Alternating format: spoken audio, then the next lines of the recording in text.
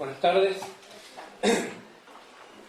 Bueno, la idea era venir a hablar o generar un cierto debate sobre las creencias. Recién cuando llegaba escuché la parte final de la exposición del doctor Grigorini y algunas discusiones con respecto a las creencias, donde escuché que alguien decía, porque nosotros los que no creemos, y en realidad todos creemos en cosas diferentes, no hay una no creencia.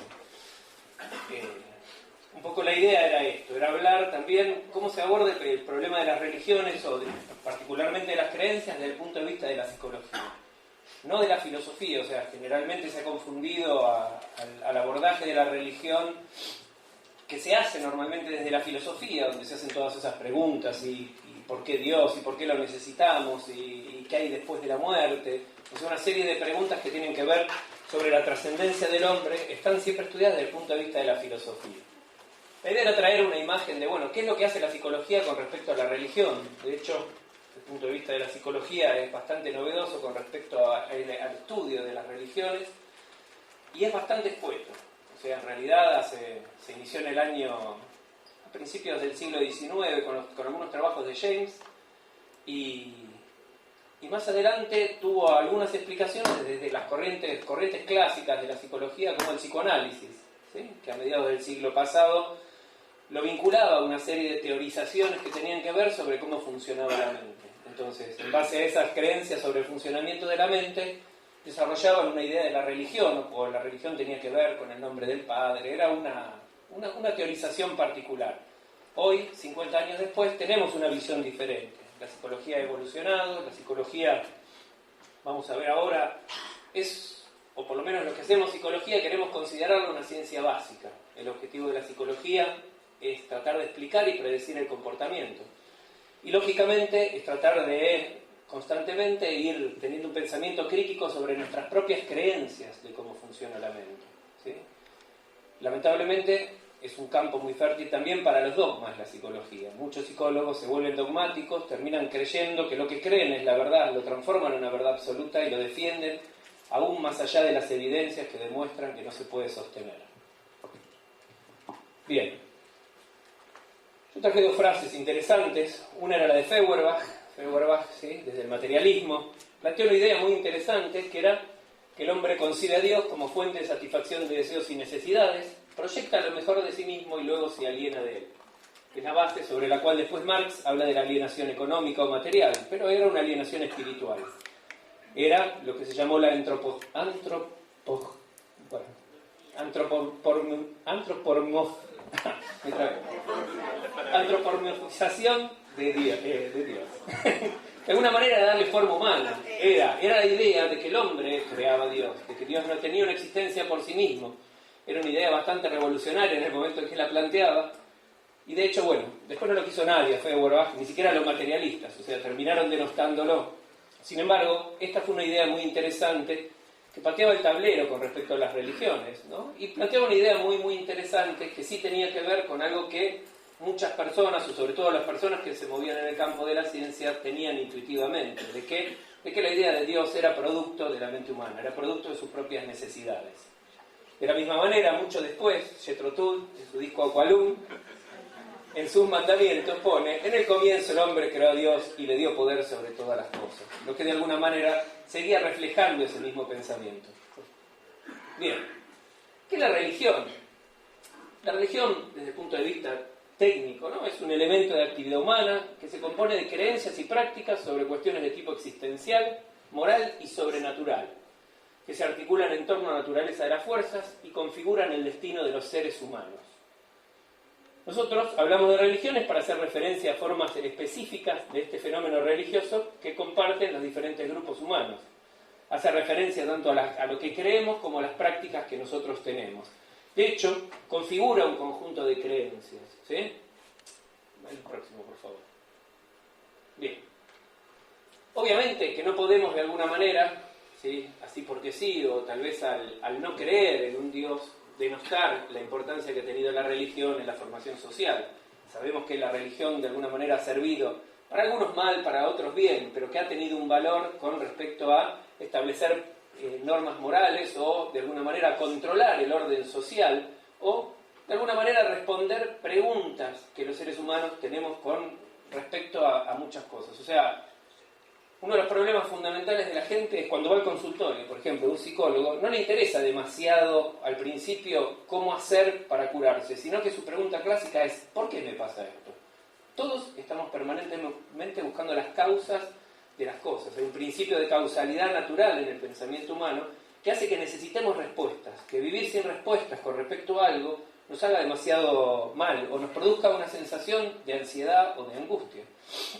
De hecho, cuando nosotros no proveemos información responsable, la gente la llena con lo que le parece. Y tiene derecho, porque tiene derecho a calmar esa angustia que le produce la falta de respuestas o la falta de explicación a las cosas que le pasan. Bueno, en ese sentido la religión aparece como una pieza fundamental en la ordenación moral, fija lo que estaba bien o lo que estaba mal. Recién han hablado de eso extensamente. Esta relación puede ser vista, como decía recién, beneficiosa o perjudicial según cómo ha evolucionado esa acomodación. Algunas personas la consideran terriblemente nociva. Ahora, fue lo que hubo. No sabemos qué hubiera pasado si eso no hubiera estado. No había otra forma alternativa de ordenamiento que no fuera coercitiva en su inicio. Se supone que al principio debían ser coercitivas, suponiendo que el carácter humano, la sociedad humana ha venido desarrollándose. ¿Qué quiere decir? Que nuestra capacidad social o nuestra capacidad de convivir no estaba predeterminada al origen de la humanidad, sino que en un principio no había nada. Existen teorías que hablan sobre esa evolución social, lo que indicaría cómo, paulatinamente, podemos empezar a desprendernos de esos conceptos morales, o sea, de esos órdenes morales que se basan sobre todo en creencias y no en explicaciones o evidencias reales de las cosas. Obviamente, una cuestión particular que nos caracteriza ahora es el rápido acceso a la información. Tenemos tanto acceso a la información que podemos tomar decisiones mucho más rápido y podemos criticar. Durante años, las religiones mantuvieron control o fijaron las morales o ordenaron socialmente a la población basándose casi exclusivamente en el manejo y el control de la información. Hoy, en la medida en que podemos accederlo, podemos criticar, podemos encontrar evidencias, ¿sí? También tenemos que tener mucho cuidado porque hay mucha información. ¿Cómo sabemos cuál es información confiable y cuál es información es una porquería? Mi abuela el otro día me decía, Sebastián, se va a acabar el mundo. ¿Cómo que se va a acabar el mundo? Sí, lo vi en infinito. ¿Cómo? ¿No? Esa falacia de la autoridad, de creyendo que porque sale la televisión o porque está escrito en un libro, es autoridad o es cierto. ¿Sí? Bien, esa es una de las, también de las cosas que yo trabajo particularmente en el área de la educación o el aprendizaje, y una de las cosas que decimos es, tenemos que dejar de pensar en qué contenido le damos a la gente y tenemos que empezar a darles herramientas que le permitan discriminar cuál es la información relevante de cuál es la información irrelevante, porque no podemos agotar los contenidos. Bien, algo interesante era también decir, bueno, ¿qué es el ateísmo? En un congreso de ateísmo debíamos definirlo, debíamos proponer una definición clara, donde la idea sería como que no tiene Dios, es quien vive ajeno a la consideración de alguna deidad que influya en la realidad. O sea, de alguna manera es no creer en Dios, pero no significa no creer en nada, o no creer, como muchas veces se suele decir, el ateo no cree en nada, o el ateo no cree. Claro que cree. Todas las cosas que pasan para el ateo tienen una explicación. Es más, calculo que para todos los ateos las explicaciones son diferentes. Por lo tanto, ni siquiera valdría la pena meterlos en un mismo grupo, porque no creen en las mismas cosas. Creen en cosas diferentes. Ni siquiera tienen esa identidad de creencia que agrupa las religiones. Se puede referir a dos actitudes distintas con respecto a esa no creencia, ¿sí? La indiferencia por la existencia de divinidades o la no creencia en la posibilidad de su existencia. O, quiere decir, no existen, lo cual también es una creencia sobre la cual no tenemos ningún tipo de evidencia para poder afirmarlos. O sea, es tan válida como la creencia de que Dios existe. Y la otra es, si existe Dios o no, me importa un comino, la verdad no afecta a mi vida. Pero por otro lado, hay una posición menos conocida que se llama apateísmo. ¿Sí? Que es ese ateísmo en el que se mantiene una postura de considerar que la posible existencia de deidades y la búsqueda de conocimiento al respecto no es importante y que, en consecuencia, el debate al respecto debe ser totalmente ignorado, con lo cual reuniones como la de este tipo no tendrían ningún sentido. ¿Sí? ¿Para qué nos juntamos si en realidad si Dios no existe? ¿Por qué perdemos el tiempo discutiéndolo? Si todos sabemos que no existe, ¿o no? Claro. Entonces, ¿por qué? ¿A quién queremos convencer? ¿A nosotros mismos? Si hubiéramos traído a los que había que convencer. La próxima. Bien. Esta la vimos, era la anterior. Vamos para adelante, ¿no? ¿Hay otra más? Ahí está. Bien, la psicología. La psicología, como la veo yo, y ojo, ustedes saben que la psicología es una disciplina nueva, en general la gente cree que ser psicólogo es ser psicoanalista y hacer terapia y comprarse un diván y cobrarle caro a la gente y escuchar lo que dicen. Y en realidad no es, en realidad es una praxia derivada, ¿sí? Derivada de teorías que tienen más de 100 años, que obviamente hoy se sabe que no funciona de esa manera. Son teorías, tanto el conductismo como el psicoanálisis, que suponen que el comportamiento humano es una función de aquellas cosas que nos pasan a partir del momento en que nacemos. Hoy en día tenemos evidencias, ¿sí?, de que en realidad el comportamiento humano, incluyendo la personalidad, es una expresión fenotípica, ¿sí?, que tiene que ver, como es una reacción particular de un organismo, de una posibilidad biológica frente a diferentes ambientes particulares. Sabemos que somos de determinada manera, no por lo que nos hizo nuestra mamá cuando éramos chicos, o porque nos golpeaban en la escuela, o no somos de una determinada manera, bueno, porque el padre y el abuelo eran así, sino que es una combinatoria de todas esas cosas. Tener depresión o tener ansiedad forma parte de una predisposición biológica y genética y la activación de ciertos factores ambientales. Por lo tanto, en la medida en que tenemos evidencia de eso, no podemos seguir pensando que ciertas teorías siguen siendo verdaderas para poder explicar el comportamiento humano. En tanto que se considera que la creencia religiosa es un fenómeno o un estado mental, la psicología ha tratado durante años de encontrar explicaciones racionales para ello, ¿sí?, tratando de explicar cómo funciona ese fenómeno o cómo se da. E inclusive existe una rama que se llama psicología de la religión. Algunos creen o de alguna manera afirman o se enrolan en esta corriente. De hecho, en la Argentina es prácticamente desconocida, no se enseña en las universidades ni forma parte de proyectos de investigación. Sin embargo, a nivel internacional existen algunos esfuerzos sistemáticos por ello. Trata sobre los factores de la conducta, su mente y sus operaciones, tal como se manifiestan en esta conducta religiosa, en el hecho de creer más allá de la evidencia. Creo que más que una psicología de la religión sería una psicología del fanatismo, ¿sí? Explica, o trata de explicar, por qué un pueblo determinado prohija determinadas ideas religiosas mediante el estudio de necesidades naturales, ambiente e inclinaciones. O sea, considerar a la religión como una necesidad también, como una necesidad cultural de los pueblos. ¿La otra? Bien. Entonces, trata de verla desde una mirada psicológica. Lógicamente, como ustedes saben, lo que yo dije de la psicología recién, de lo que yo consideraba, es una opinión personal. De hecho, el 90% de mis colegas se centrarían gustosos en una discusión al respecto de esto. O sea, no es la verdad, es una posición particular, es mi idea sobre la psicología. Por lo tanto, cada mirada de la psicología y las diferentes teorías tratan de explicar este fenómeno religioso desde su propia concepción del comportamiento. Ahora sí, no tenemos que confundirla con la psicología religiosa, ¿sí?, que es la orientación psicológica de la religiosidad, que son teorías vinculadas al counseling o aquellas cosas pseudocientíficas, ¿sí? Bien, analiza asociaciones con la biología, con los modelos de personalidad, los procesos de maduración, los procesos cognitivos, preguntándose por las motivaciones que nos impulsan a adherir a la religión. O sea, preguntándonos, bueno, pero ¿por qué tenemos esa necesidad de creer? ¿Qué es lo que nos lleva a creer de esa manera? Y presenta dos grandes líneas, básicamente. Una que tiene que ver con el desarrollo, ¿sí?, o sea, con el nacimiento, la consolidación y la evolución de esa religiosidad, y otra que tiene que ver con las relaciones entre la religiosidad y la maduración psicológica.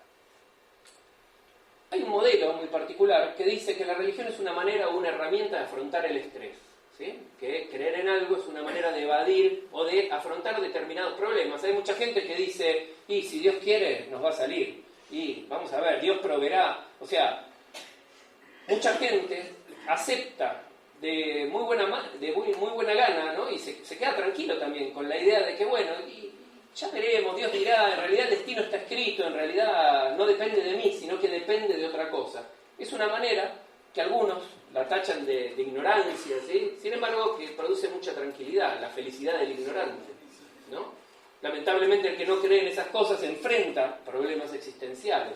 A la noche no duerme pensando qué es lo que va a pasar, o sea, se da cuenta de que uno es artífice de su propio destino, o al menos lo cree, ¿no? Tampoco estamos seguros como el otro. Nosotros estamos de este lado criticándolos, diciendo que ellos están equivocados. A lo mejor los equivocados somos nosotros, no lo sabemos. Y ahora vamos a ver algunas evidencias que nos van a mostrar eso. Bien, el exponente más importante de la religión como afrontamiento del estrés es Pargament, ¿sí?, y trata de mostrar la influencia de la teoría de la atribución, o sea, ¿qué atribuimos el origen de las cosas que a nosotros nos están sucediendo. Habla de 3 estilos de afrontamiento, en el cual uno deja a Dios de lado para resolver los problemas, en el otro colabora con Dios, ¿sí? Son 3 maneras particulares. En uno apelo a Él, en otra me junto con Él y en otra Dios no tiene nada que ver en las cosas que yo tengo que hacer. Bien, la más fuerte, la corriente más fuerte con respecto a la explicación de las religiones es la psicología evolucionista de la religión, ¿sí? Que dicen que las creencias religiosas se pueden explicar por la evolución del cerebro humano. Dicen que como el resto de los órganos, la estructura funcional de la cognición, o sea, el sistema nervioso central, tiene una base genética y está sujeta también a mecanismos de selección natural. Más tarde, o mañana creo, va a haber una explicación desde el punto de la biología, donde se va a ver esto mejor. Como otros órganos, esta estructura funcional se comparte, o sea, todos tenemos la misma estructura, el mismo órgano, y estamos sometidos a los mismos mecanismos de selección. Por lo tanto, tiende a explicar la universalidad de las religiones, que es uno de los problemas generales, o sea, que tiene la gente que investiga las religiones. ¿Por qué en todas las culturas se encuentran las mismas manifestaciones? Los evolutivos o psicólogos evolutivos, obviamente que lo ligan a 2 problemas centrales, que es resolver la supervivencia y resolver la reproducción. En función de esos problemas centrales se explica la creación o la necesidad de creer en una instancia superior que lo coordine, que lo modele, que lo ordene, que lo resuelva. Bien. Entonces consideran que evidentemente podemos entender estos procesos cognitivos comprendiendo la supervivencia y las funciones reproductivas de las personas. Boyer es otro de los estudiosos actuales, ¿sí? Se basa en 2 antropólogos cognitivos que son Sperber y Atran, ¿no? Sostienen que es un subproducto de varias adaptaciones evolutivas que incluyen a la psicología popular y algunas violaciones útiles de las expectativas innatas naturales que nosotros tenemos con respecto a las entidades sobrenaturales o sobre cómo se construye el mundo. Un ejemplo es la disociación del cuerpo, los pensamientos y las emociones como cosas diferenciadas. Barrett cree que la creencia en Dios es natural porque depende de herramientas mentales que tenemos los seres humanos. La consideran como que viene con nuestro bagaje, como creer en Dios o como creer en una cuestión religiosa forma parte de la naturaleza de los seres humanos o una de sus capacidades, así como pensar, ¿sí? O, bueno, las otras capacidades propias de los seres humanos. Bien. Obviamente esto permite generar la existencia de dioses supremos con características de omnipotencia, omnipresencia e inmortalidad. Frente a esto vemos que la idea de Feuerbach no era mala, ¿no? De tomar todas aquellas cosas que no teníamos, o aquello que consideramos valioso y colocarlo en una deidad y luego pensar que era diferente de nosotros. Vamos a la próxima. Bien.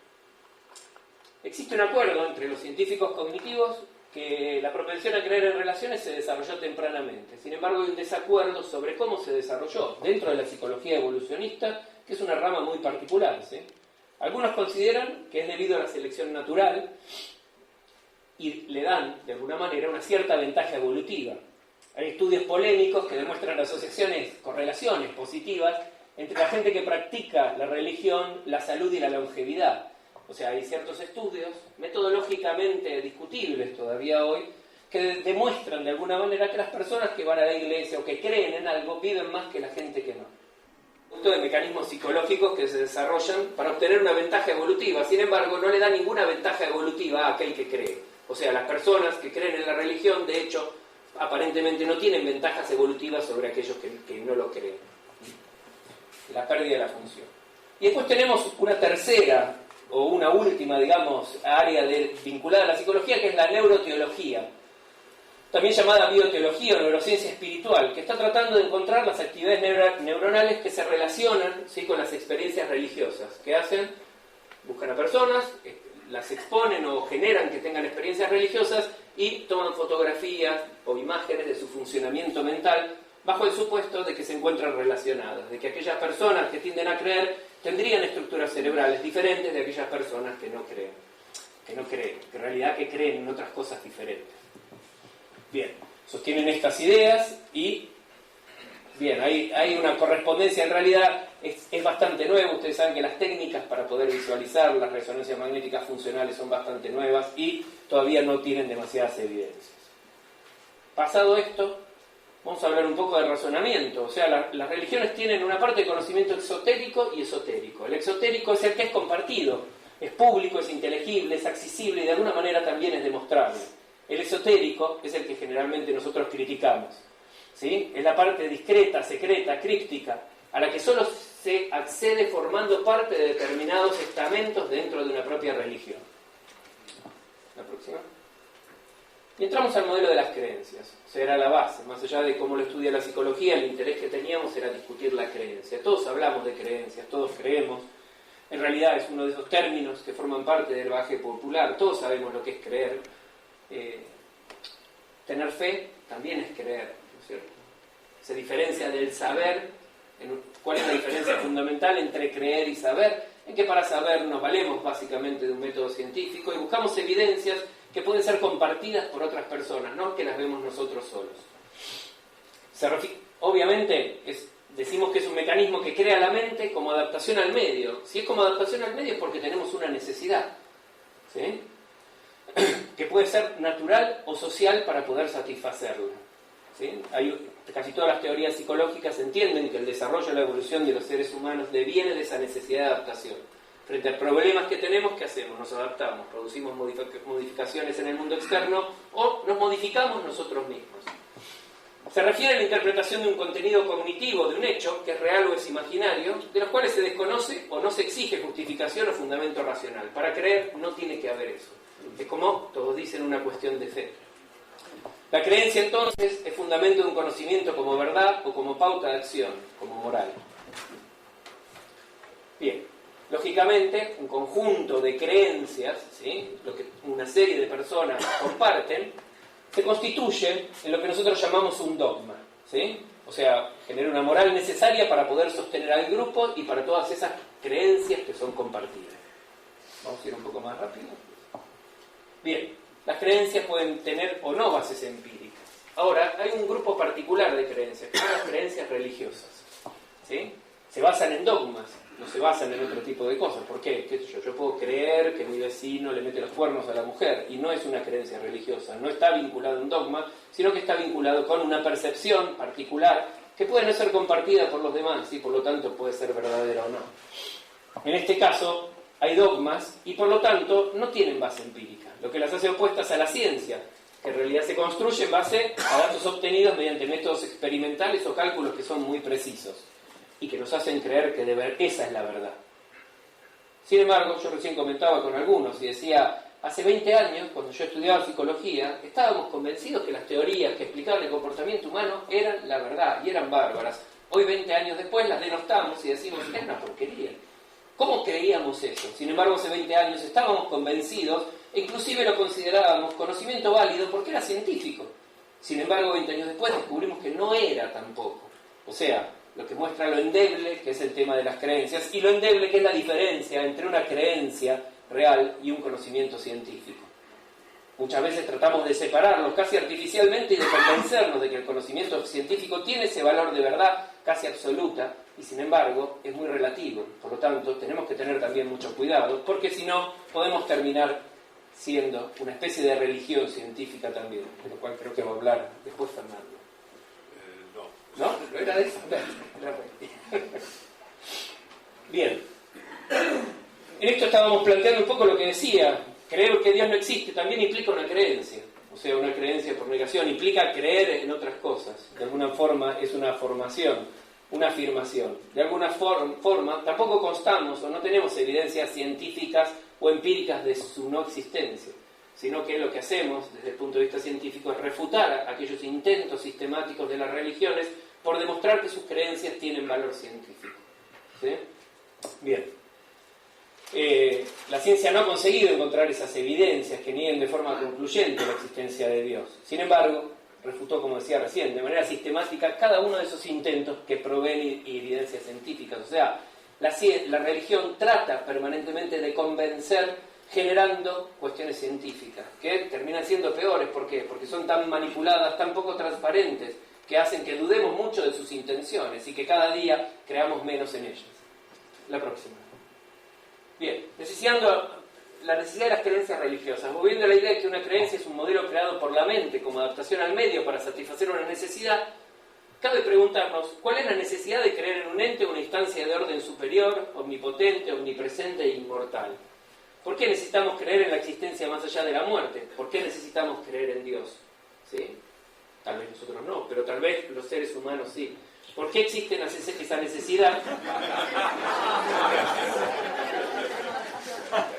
¿De dónde viene esa necesidad? ¿Sí? Bien, era una de las preguntas interesantes, es una de las preguntas que se hace en la psicología. O sea, ¿por qué? Nuevamente, es lo que muestra lo mismo que yo digo, es ¿por qué? ¿Por qué? Porque buscamos permanentemente explicaciones para todo. ¿Por qué? Inclusive desde alguna teoría psicológica como el efecto Zeigarnik, se lo llamó efecto Zeigarnik, de que no podemos dejar cosas abiertas, de que tenemos que tener una explicación para todo. Y cuando no hay una explicación científica, ¿qué mejor que una buena explicación sobrenatural? ¿Qué mejor que ovnis, fantasmas, religiones o cosas que son sencillas de explicar y que nos permiten de alguna manera controlar también a través del misterio y del temor en los demás? La causalidad.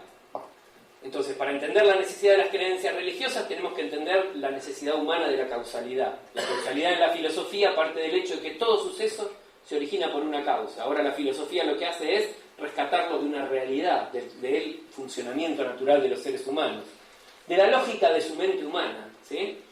De la lógica que Piaget, a pesar de que sus teorías sobre la construcción de las estructuras intelectuales ha sido falsada actualmente, lo que él observaba sobre las características lógico-matemáticas del procesamiento de la información humana, o sea, es decir, de qué manera yo organizo la información que entra del medio, siguen siendo reales.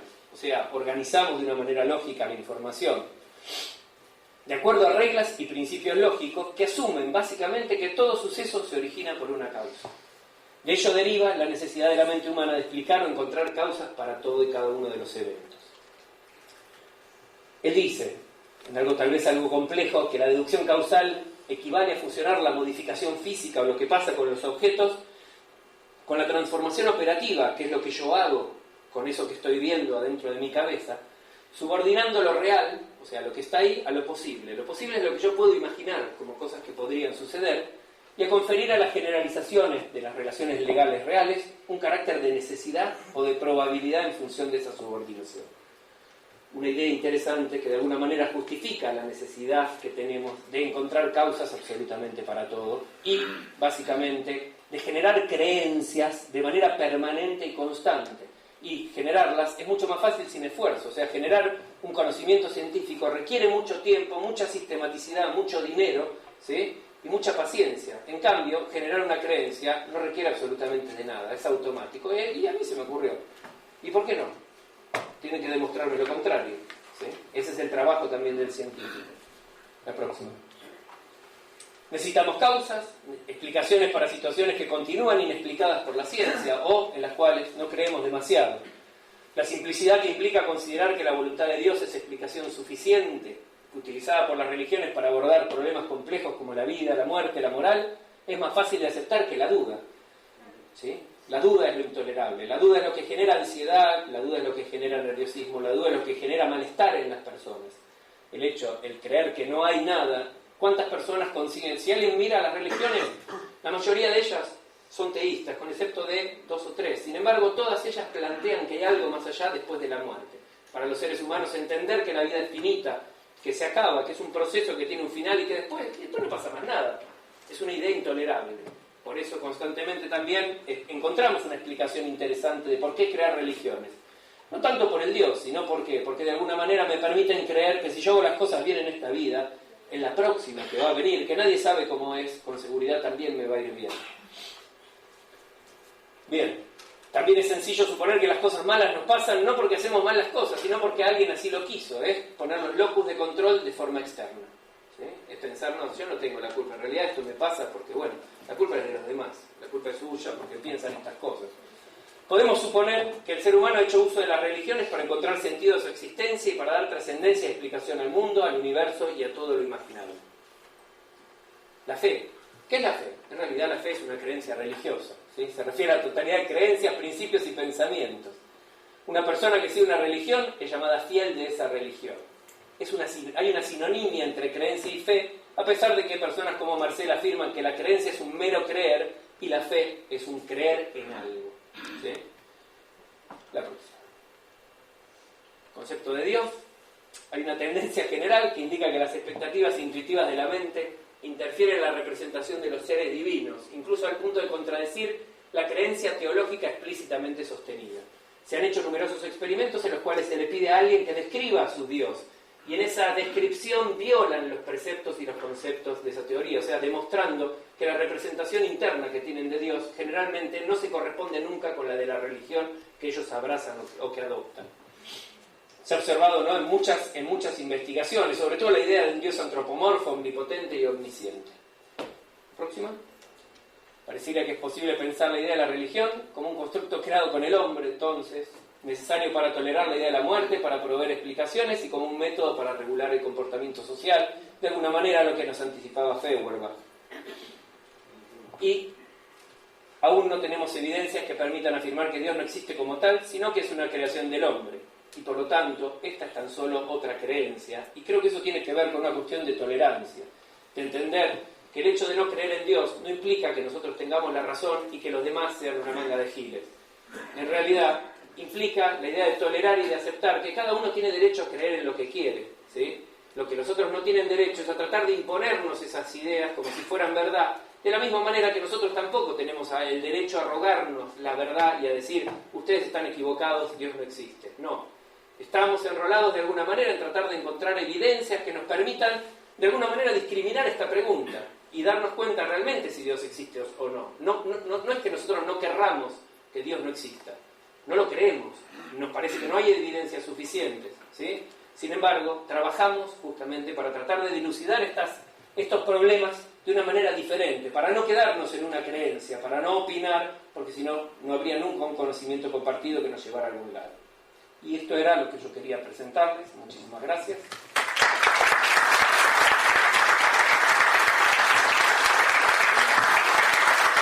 Modalidad, pasamos a las preguntas. Sí, yo quisiera que si me puede explicar por qué razón una persona, como en mi caso, fui durante 50 años sumamente creyente, practicante y demás. Y después me desprendí y hoy soy tan feliz. ¿No era feliz? 50 años infeliz, ¿no? Sí, porque vivía soltándole todo, algo que no veía, toda mi responsabilidad. Y cuando me ayudaba, cuando yo creía que me ayudaba, ¡ay, gracias, qué felicidad! Y cuando no sentía que no me ayudaba, ¡ay, no me ayuda, qué mala que hice, que esto, que lo otro! Hoy en día soy feliz porque tengo mi mente mucho más abierta. La pregunta es, ¿qué cambió? Psicológicamente, ¿cambió la mente mía? No, lo que cambia es lo que se llama un sistema de creencias. Todos los seres humanos tenemos adentro nuestro un sistema de creencias que es un almacén donde colocamos lo bueno, lo malo, lo feo, lo lindo, y que generalmente se adquiere, según algunas explicaciones bastante actuales, en función de la gente que nos rodea, de la educación, de los padres, del medio que tenemos. Es aquel que nos indica, de alguna manera, qué tenemos que considerar bueno o malo, ¿sí? Es como de la misma manera que las ideas de la discriminación. Hay gente que dice, no, los negros son malos, los negros, y uno le pregunta por qué, y no lo saben. En realidad son cuestiones que son aprendidas en función de un contexto sin demasiada explicación. Ahora, como dice Jerry Fodor, el sistema de creencias es un sistema que tiene dos características particulares, que son el isotropismo y el quinianismo. Quiere decir que cualquier elemento del sistema permite validar nuevos conocimientos y que a su vez un nuevo conocimiento puede cambiar la totalidad de ese sistema. Entonces, en determinado momento de la vida se dan algún tipo de situaciones que contradicen de plano con alguna de estas creencias que nosotros a las cuales hemos adherido sin ningún tipo de razonamiento y cuestionamiento, sino porque Dios existe. Nunca me planteé por qué. El día que yo empiezo a plantearme realmente su existencia y concibo que no, se produce una modificación en todo ese sistema de creencias. O sea, las razones y las relaciones de las cosas empiezan a mudar y por lo tanto el sentido que le da la vida o el marco que uno tiene para interpretarlo varía. Y esa es una explicación psicológica, digamos, de por qué se producen esos cambios. Perdón.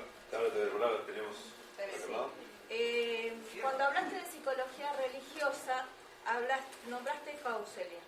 Y si lo puedes desarrollar un poquitito.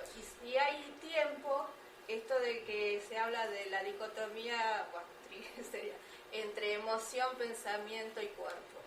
Sí, el counseling en realidad es una derivación que en un principio era seria o interesante de la psicología en los Estados Unidos y después derivó en cosas como el coaching o una serie de...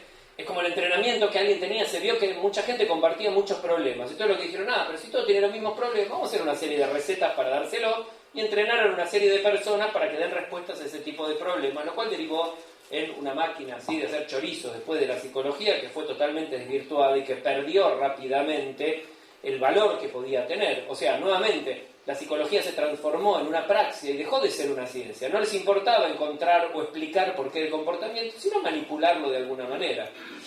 Y estaba vinculado también a una serie de creencias. Por eso se lo vincula esto de las cosas... O sea, vinculó rápidamente para el lado de las religiones, el tema del counseling y del coaching. No voy a contestar, pero suponiendo que alguna religión tuviera como base el acrecentar su patrimonio y sobre todo de los funcionarios religiosos, ¿cuáles son las técnicas, digamos, que utilizaría vos, por ejemplo, para llevar gente a esa religión? Yo creo que si me pongo una túnica y me pongo a hablar ganaría mucha plata, ¿no? En realidad tiene que ver con el convencimiento, es como la lectura en frío, o sea, trabajar como psicólogo y sobre todo en la clínica genera un entrenamiento especial en poder entender cuáles son las cosas que le preocupan a la gente, ¿sí? Y en realidad uno se da cuenta, es como las brujas que leen el futuro, o sea, es un fenómeno que se llama lectura en frío, ¿no? Que las pseudociencias las estudian mucho y que inclusive hay explicaciones psicológicas para eso.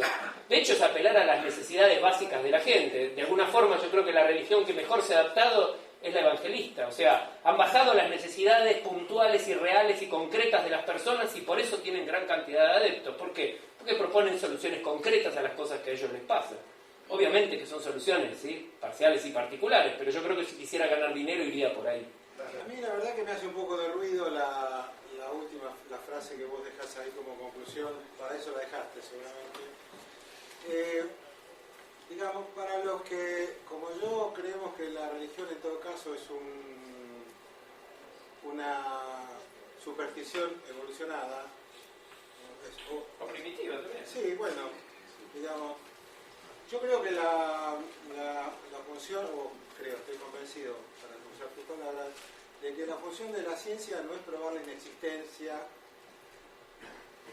de Dios, del hombre lobo, de los platos voladores, digamos, no es la ciencia la que tiene que demostrar la inexistencia de algo.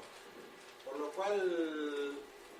Fíjense que ahí no dice nada de la ciencia, ¿no es cierto? Sino que habla de los hombres. Lo mencionaste en tu intervención. Sí, decía de alguna manera. Ahora, de alguna forma, todas aquellas personas que se consideran ateas o que consideran esto de las supersticiones tienden a tener o a seguir un pensamiento científico, o sea, tienden a ser particularmente positivistas, a buscar evidencias concretas y observables y compartibles de la realidad. De alguna manera se los identifica con cierta cientificidad, ¿sí?, aunque también se va para el otro lado. A lo que yo iba es que lo que usted está convencido forma también otra creencia, de la cual, digamos, ¿cuál es la evidencia que usted tiene de que su pensamiento es el correcto? ¿Qué es lo que diferencia su creencia de la creencia de alguien que dice que Dios existe? ¿Por qué su pensamiento de alguna manera es mejor que el del otro? No, yo no digo que sea mejor. Ajá.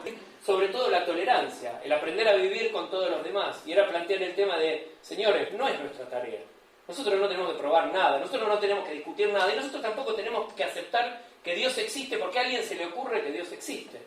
Tal vez me sentaría a discutir el día que traigan evidencias de que existe. Mientras tanto hagan lo que les parece. O sea, no me molestan en tanto y en cuanto no se metan conmigo, no se metan con mi forma de vida. Podemos sentarnos a discutir todo lo que ustedes quieran, pero en realidad creo que no vale la pena el esfuerzo de refutar esas cosas. A veces sí, porque tiene un valor social. Cuando, por ejemplo, sale una teoría de los niños índigo y empiezan a segregar chicos en las escuelas, yo tengo que salir desde la universidad a hablar y a decir, muchachos, esto es mentira, y estoy saliendo a refutarlo. ¿Por qué? Porque ciertas religiones o ciertas pseudociencias tienen efectos sobre la comunidad que yo considero equivocados. A lo mejor me equivoco, pero a veces sí salgo a pelear contra eso. Entonces, a veces sí y a veces no. Lo que pasa es que me siento un poco molesto con la frase esta. Yo también. Es una suerte que la hayas puesto. En cierta forma la frase es correcta. No tenemos evidencia que permita afirmar que Dios no existe. Y eso es totalmente correcto. Yo digo, el forniporonte existe, ¿no? Y nadie me puede presentar evidencia que el forniporonte no exista porque yo no digo que es un forniporonte. Entonces, si nunca va a haber evidencia de que el forniporonte no existe. Ahora, yo te pregunto, ahora viene mi pregunta. No quiero hacer una conferencia paralela, quiero hacer una pregunta genuina. Te pregunto, ¿no te parece que sí es evidencia cuando la imagen que hay de Dios y que proponen las iglesias abrahámicas, el cristianismo, por ejemplo, cuando esa imagen de Dios está en clara y evidente contradicción con conocimientos científicos?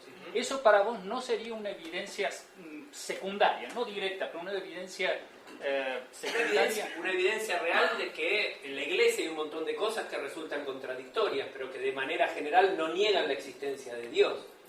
O sea, con respecto a la esencia de lo que es el ateísmo, ¿no? O a la negación de la existencia de un Dios. Es entender, porque todos, de alguna manera, hasta la iglesia misma creo que está tomando esa posición de decir, bueno, somos humanos, también nos equivocamos, o sea, no la tenemos atada, a veces las cosas nos salen mal, y a medida que vamos viendo, es como en el modelo de Lakatos, ¿no? Los tipos van generando hipótesis ad hoc que permiten de alguna manera evitar la falsación del núcleo duro. O sea, es como una constante, pero todavía no se ha llegado a esa falsación del núcleo duro. O sea, los tipos son hábiles, vamos a plantearlo en estos términos. Bueno, pero esa habilidad es contraria al dogma. Es contrario, sí, yo creo que sí. Y eso es lo que nos está haciendo. Una pausa. Lo que le dejo una alternativa para festejar algo distinto el 25 de diciembre, que es mi cumpleaños.